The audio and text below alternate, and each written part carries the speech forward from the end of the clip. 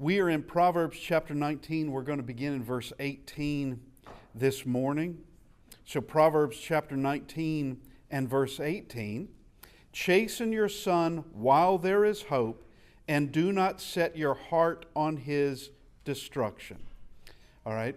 First off, concerning children, there must be discipline.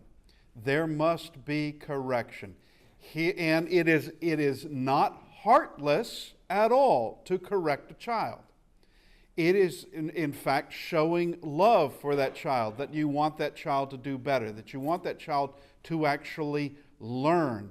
And here is the problem. The problem is, if you do not discipline a child, if they are not taught how to act, if you do not discipline them, in time, someone else will be. In time. And it could be a judge and a jury and prison time. That they are going to be disciplined at some point. And chasten your son while there is hope. Well, we go to Proverbs chapter 3, 11 and 12. Do not despise the chastening of the Lord. He's the perfect father. And he does chasten us. And that also is quoted in the book of Hebrews, as a matter of fact. And it's one of those things where the Hebrews writer says, you have forgotten this. You have forgotten.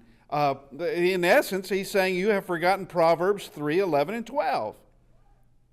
But chasten your son while there is hope. And what is the meaning of while there is hope? To me, that may be a bit hazy as to the while there is hope. It could mean while he's trainable. All right? There comes a point when you have a child, no longer trainable. It could mean that. But a parent could always have hope nonetheless. But the main teaching in this is chasten your son, and do not set your heart on his destruction. That don't let it go so far that you are out to really harm that child. It's not chastening anymore. And I heard this from missionaries that were in a specific country, and some of the things that they witnessed. One of the things that they witnessed in that country is that typically you had parents that would ignore their children's behavior until they just boiled over. And then they would do things that they really shouldn't be doing, such as throwing rocks at the child. All right? And, you let it go too far. You stop it when it's just a little bit of misbehavior. You put that down, and it's a minor thing it's a minor correction for a minor infraction. It's just a little thing. And so you kind of put a lid on it and don't let it go any further. But one could let it go too far, and then you have someone who's just furious, a parent who's just furious against their child, and it goes beyond what it should have done. Now, Proverbs 22 and verse 6, we will get there in time. Train up a child in the way he should go, and when he is old, he'll not part from it. He'll not depart from it. All right? There is this idea of training up a child. And we will be looking at this in a few more verses. Not 22 and verse 6, but this idea of training up a child, and when he is old, he will not depart from it. That doesn't mean the child, in growing up as an adult, will automatically, regardless, follow what they have been taught. And I'm going to show that. I'm going to show that from Proverbs. That a child still has the ability to make their own choices. It's not as though it's set in stone that you have taught a child to do what is right and they will always be doing that. It's not teaching that. We have to put things that is a principle, and it's a good principle. It's one that must be done, but understand also that anyone can fail. Anyone, regardless of their background, regardless of their teaching, regardless of any of that, anyone can fail. Now we'll get to that eventually. But in Proverbs 13, verse 24, he who spares his rod hates his son. Now one could think, well, I don't hate my son. Well, what you're doing, if you are not disciplining your child, you are setting them up for greater and greater failure, is what you're doing. You're setting them up to where they don't comprehend that there are consequences for their behaviors, there are repercussions for their behaviors, and that law has a meaning and the law has teeth. And we can't have everybody just behaving however they want to behave. We can't do that because it goes into absolute anarchy and then everyone dies. All right, it's as simple as that. There has to be a maintaining of safety, a maintaining of discipline. There has to be. And for a child to grow up and to learn wisdom, they've got to have discipline because that's what God's going to be doing. He's going to be supplying discipline. He's going to be supplying the chastening. And He expects parents to do that as well. But 13:24, he who spares his rod hates his son, but he who loves him disciplines him. Because in disciplining him, he is then helping him for the rest of his life and understanding there are repercussions. There is justice. There is punishment. You do this and somebody's going to come down on you pretty hard. Somebody's going to do it. And there is this need for discipline, but don't let it go like we were saying, let things just boil over. You start young. Verse 19, a man of great wrath will suffer punishment, for if you rescue him, you will have to do it again. Now, we made mention of this last week, that there are certain people that they have short fuses, they are volatile, they are those that have a great wrath, and they will do things, just explode, just spontaneously, do something that they should not have done, this great wrath, and you rescue that person, they're going to do it again. And they'll do it again, and they'll do it again, because you're dealing with someone who's not learning. You're dealing with someone who has this short fuse on them, and it doesn't take much to set them off, and they explode. Proverbs 12:16, a fool's wrath is known at once. Not going to keep quiet about it. Going to show that wrath pretty quick. And if we go back to verse 11, the discretion of a man makes him slow to anger, and his glory is to overlook a transgression. There is where the glory is. It's in self-control. It's in discretion, not in just exploding. And yeah, you have people that they pride themselves in the fact that they will vent. They'll be just volcanic. They will vent, and they will show their wrath, and somehow it's a virtue for them, and it's not a virtue at all.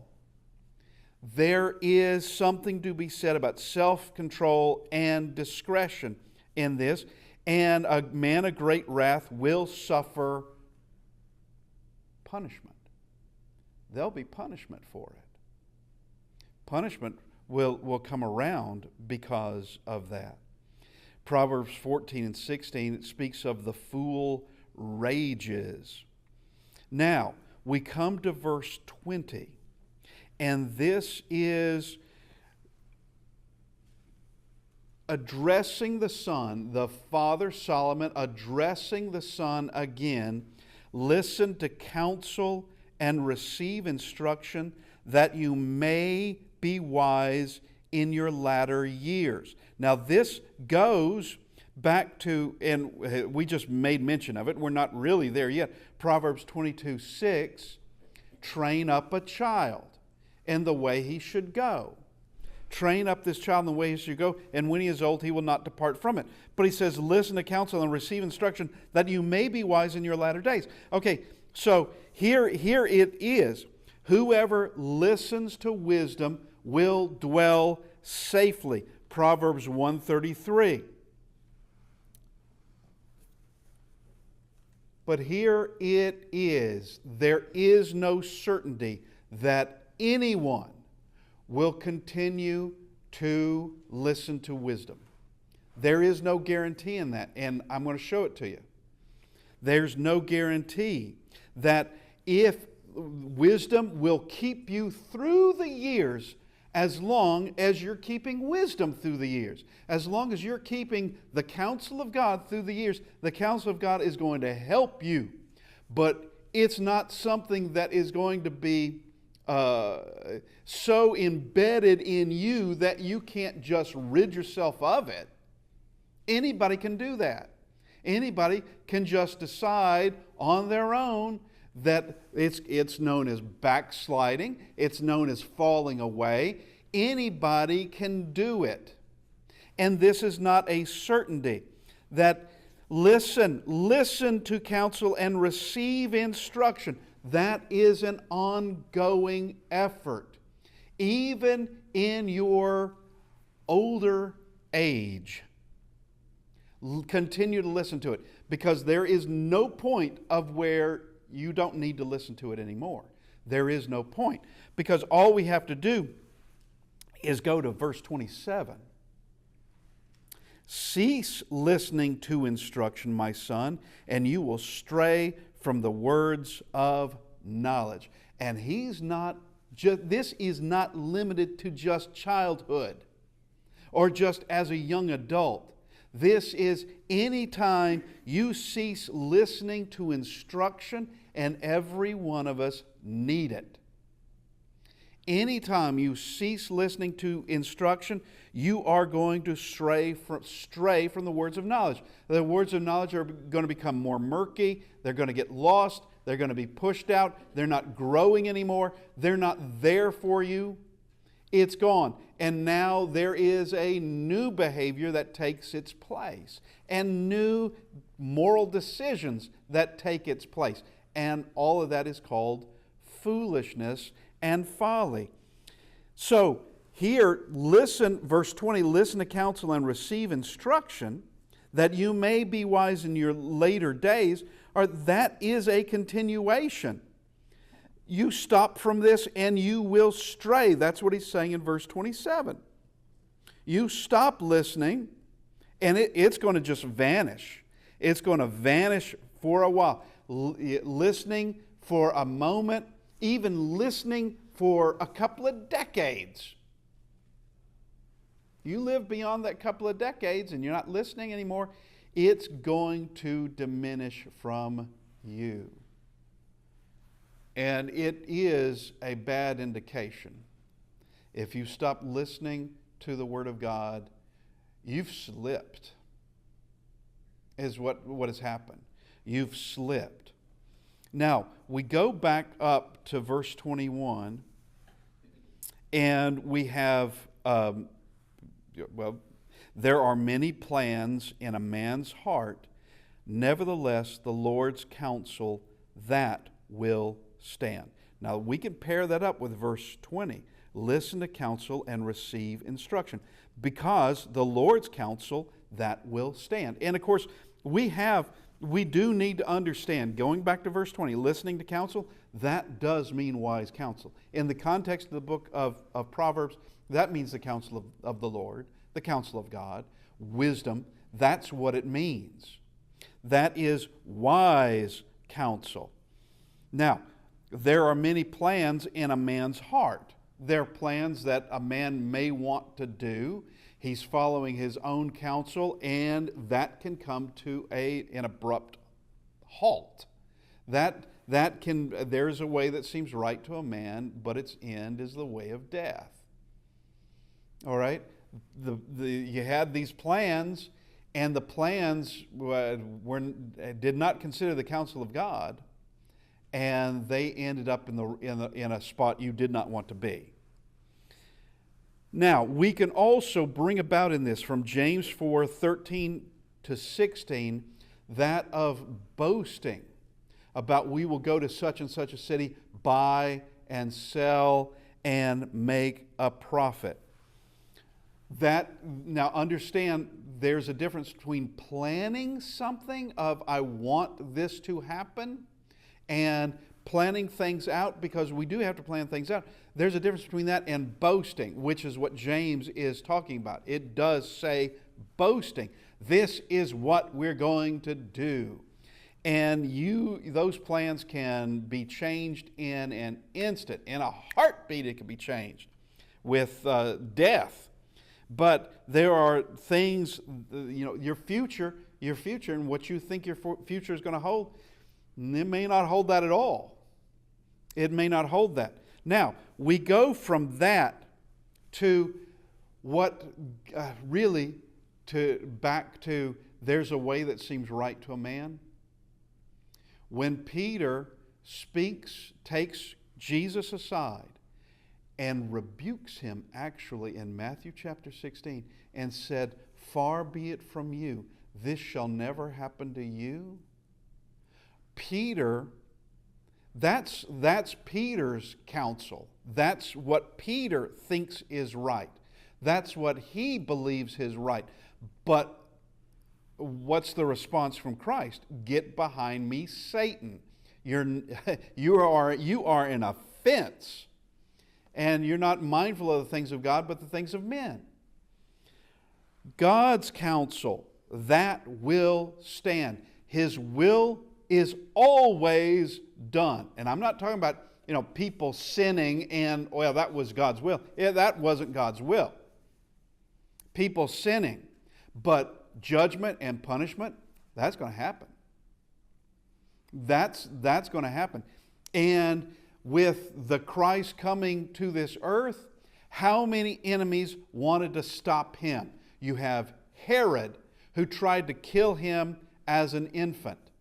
And you had others through time. Even his hometown of Nazareth tried to kill him.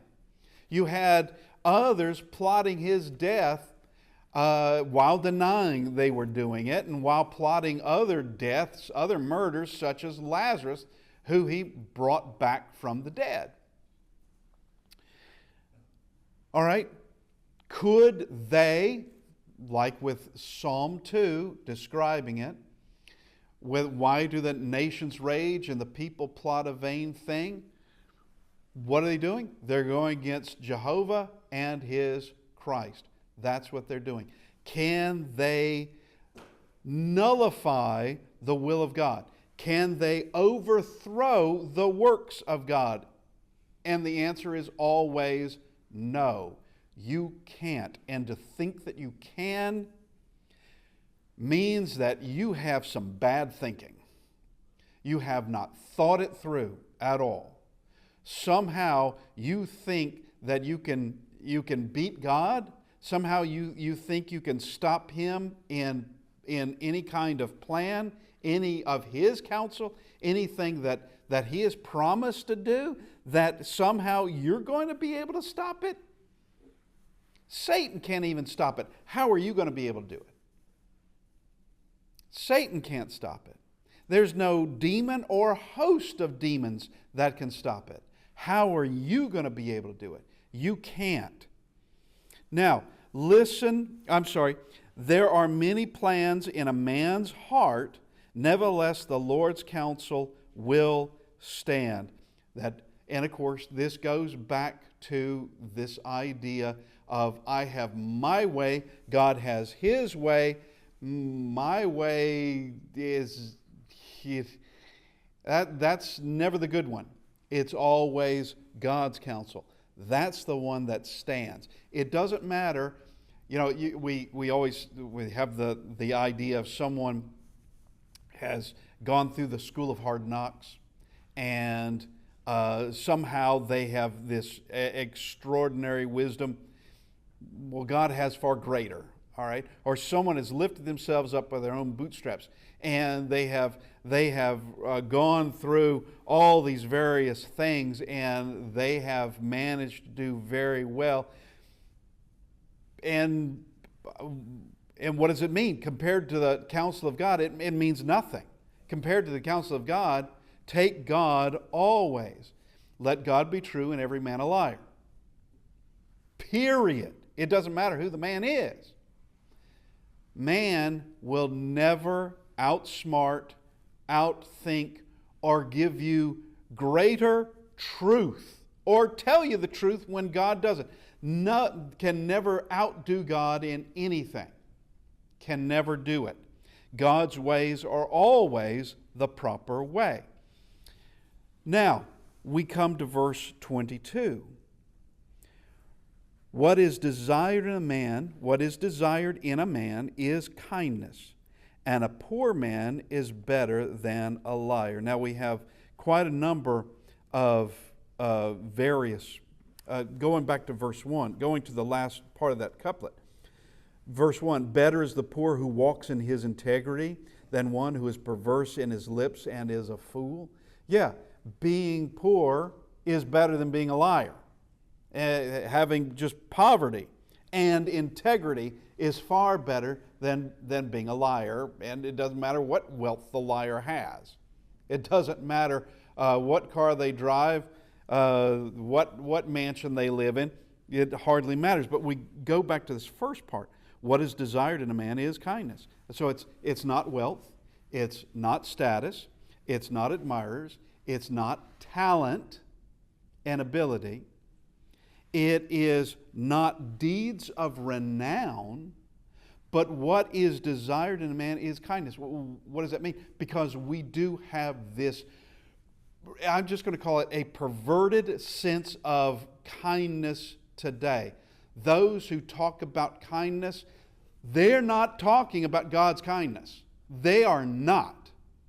They're not talking about anything like what is being described here. Kindness is, in fact, compassion, basic human compassion, basic sympathy and empathy, and wanting and willing to help others. It is a love for neighbor is what that is. It is a love for neighbor.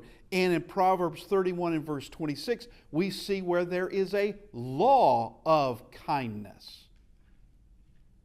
Now, the perverted way of thinking about kind and kindness today is that of absolute tolerance of any kind of perversion, any kind of nonsense, any kind of sin.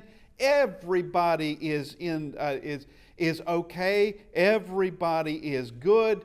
No bad words for me, no words of condemnation for me, no actions of condemnation for me. And that is the perverted sense of kindness, and that's not kind at all. Especially those who say they are being tolerant when they prove themselves to be the most intolerant. Absolutely intolerant. You disagree with them just a little bit, you're going to hear about it. They're not going to tolerate it. And there is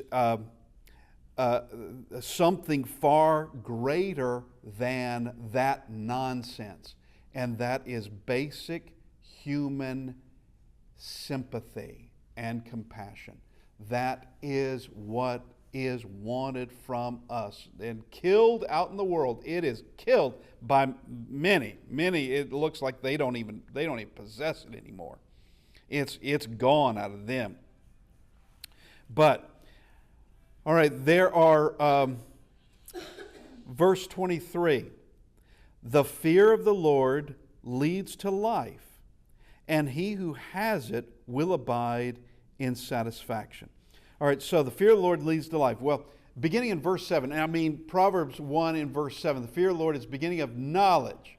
Fear of the Lord is the beginning of everything that's good.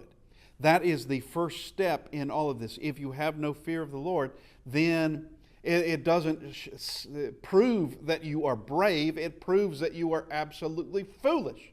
If you have no fear of the Lord, because who should I fear? The one who can kill me, or the one who can throw both body and soul into hell? All right? Man can only do so much, and it's over. It's done. They can't do anything else. It's like, I forgot who it was, I guess it was one of the English kings, was so enraged it was Wycliffe who had translated at least greater portions of the Bible into English, which was against English law. And they were trying to persecute and stamp all that out. And at the point at which they were trying to do that with a greater intensity, Wycliffe had been dead for 40 years. All right, he's been in the grave for 40 years. So what can you do to him? You can't do a thing to him. But they took out his bones and burned them anyway. I'm sure that hurt a lot. But he was dead 40 years. What can man do to you after you're gone? Nothing. What can God do to you after you're gone from this earth? Everything. Everything. Absolutely everything. The fear of the Lord leads to life. Fear of the Lord of He will mete out justice. He is going to be at the absolute standard that He has put it down for us. He's not going to deviate from that standard at all. If He does deviate, one, that's His business. If He does, that's His business. But number two, it would be wrong, absolutely wrong, to say that He will deviate, because He's proven that He doesn't. It would be wrong to give someone the idea that somehow the Christ is going to judge in a different way than He said He was going to judge. It would be wrong to say that, and it would be wrong to expect that. It'd be very wrong to expect that. He wants obedience.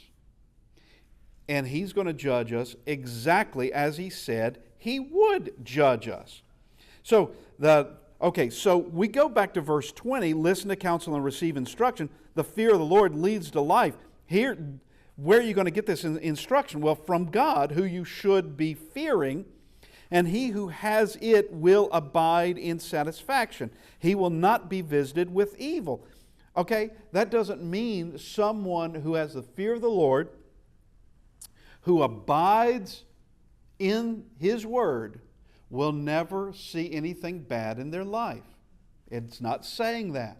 It's not saying that there won't be an enemy who will do that person harm. It's not saying that, because even the Christ is crucified. Stephen is stoned to death.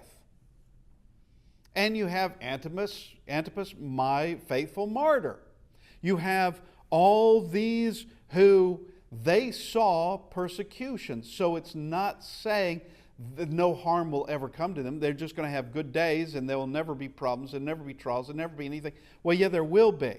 But when it says He will not be visited with evil, that means there is no punishment from the God you fear, and His punishment. There'll be no punishment from Him. There'll be no repercussions from Him. because you have abided in His law. You've done precisely what He's called you to do. And with that fear of the Lord, that is where that leads. Verse 24. We're back to the sluggard and to the lazy man. A lazy man buries his hand in the bowl, and he will not so much as bring it to his mouth again.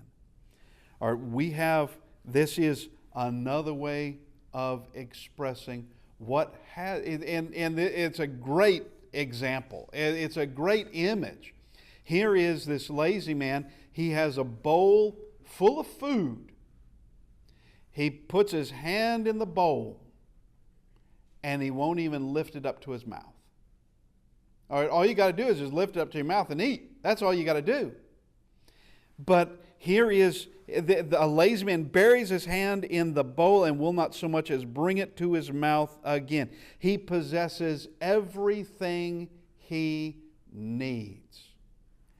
Everything he needs, and does nothing with it. Well, who's to blame for his hunger? Who's to blame for any want that he may have? He's got what he needs. He's got it there, but he does nothing with it. Okay, so we also bring into this, as we have before, of the lazy man who is brother to the destroyer. What is the difference between a man who has a bowl of food and won't eat it because he's too lazy to eat it, and someone who comes and just takes the food away from him? What's the difference? Well, there is no difference. He has no food. One is he's too lazy to eat it himself. What does he expect to happen? All right, but it's illustrative.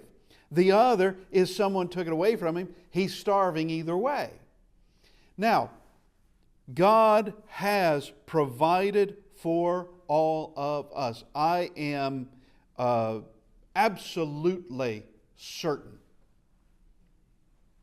that every man, except for exceptions, and these would be extreme exceptions, I believe that every man has been given his own gold mine. He can do something. He's been given, and I don't mean a literal gold mine on the earth. I mean he has been given some talent, whether it's 5, 2, or 1. All comes from the Lord. He has been given something to sustain him and his family through life. He's done it. He has supplied it. And we'll see others more concerning the lazy man coming up. Well, we can just go to chapter 20 and verse 4, moving ahead a little bit. The lazy man will not plow because of winter. He will beg during harvest and have nothing. All right. The lazy man has the plow. He has the field. He has those things.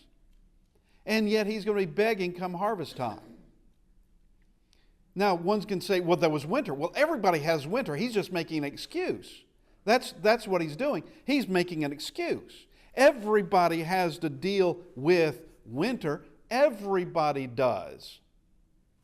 And to use that, if you want to prosper, if you want to eat, somebody's got to plow that land, even if it means it's in winter time. Somebody has to do it. Who's going to do it? And once again, we come to those words. Actually, it's Proverbs 18 and verse 9. That a lazy man is a brother of him who is a destroyer. So we just ask the question, what's the difference between this fallow piece of ground? No one plowed it, no one planted it. It's a fallow piece of land. It's not producing anything edible, What's the difference between that and a destroyer who comes in and burns the crop to the ground? What's the difference? There is no difference. It's the same end result. It's the same result. There's no harvest. There's no harvest there. One could have done it, didn't do it. The destroyer comes in, someone has done it, and they take it away. They destroy it. So the lazy man has everything right there in front of him. And we can go back up to chapter 19 and verse 15. Laziness casts one into deep sleep, and an idle person will suffer hunger. Here is lulled and eased into want and hunger. All right, these two ways of illustrating it here with the lazy man in the bowl and the lazy man who will not plow. They've got what they need. They've got it. All they have to do is put some energy into it. Put energy into it. But they have been lulled and they have been eased into all of this. And you have someone who won't plow because of winter. Well, it looks like all the other farmers are plowing through winter. How are they doing it and you're not doing it? They may be doing it because they know it has to be done. Therefore, they're doing it. Therefore, they're not making excuses, and they will have a harvest. Diligence is man's precious possession. Diligence must be somewhere. It's got to be practiced. Now, we come to verse 25. Strike a scoffer, and the simple will become wary. Rebuke one who has understanding, and he will discern knowledge. So, in the first part of this proverb, strike a scoffer, and the simple will become wary. All right, this is learning from examples, because you have the simple. The simple is going to learn something by seeing justice being done. By seeing that there is punishment, and punishment does have its effect. You do realize, and I know that you do, that we have prisons for a reason. Prisons are there because there are certain people, they're not going to stop. They're not going to stop. On their own, they're not going to stop. They have to be incarcerated to keep them from creating more victims and harming more people, and it just spreads, and things get worse and worse and worse. There is a reason why that is done. There is a reason why we have something called capital punishment, or should have anyway, something that's called capital punishment. And that is, someone can lose their privilege of living because they have done certain things, such as murder, all right? Which we have that law going all the way back to Genesis chapter 9 and verse 6. That's a law that goes all the way back. And there is we can think of it like a twofold purpose or a twofold sort of effect, where the guilty is punished, and those that are tempted by the same sort of crime, tempted by the same sort of sin, will become wary and think, well, I guess I better not do that. I told you that story of a couple of weeks or so ago, I can't remember now, in the fourth grade, and the fourth grade teacher all of a sudden started talking about capital punishment. We didn't even know what she was talking about. And she had to explain it. And she said, okay, let's take a vote. Do you think there ought to be capital punishment or not capital punishment? And we raised our hands, all right? It wasn't like it was a secret vote. And afterwards, there was the other boy that came to me and said, why did you vote yes for that? You know that if you want to kill somebody, then they're going to kill you. And well, That's sort of the point.